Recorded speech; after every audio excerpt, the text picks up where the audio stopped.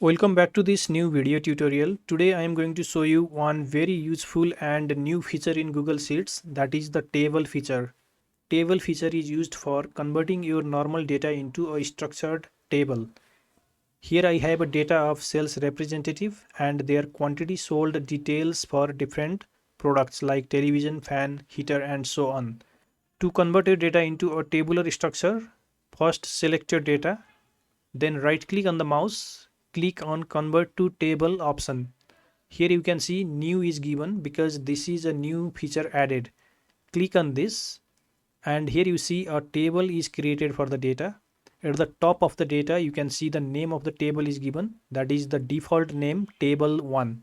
If you want to change this name you can click here and then edit the name. Let me put here sales data. This is the name of the table. Here you can see it is suggesting you to change the column type. If you want to format your column to a specific type, then you can click on this button, then go to edit column type and change the type of the column. Suppose that if your column contains the date values, then you can take this date option by going to the date. Similarly, if your column has a text value, then you can choose the text option. So from the column itself, you can change the format of the column. Here you can also see other options like sorting, filtering and so on. After converting your data into a structured table, then you can refer this name in the formulas.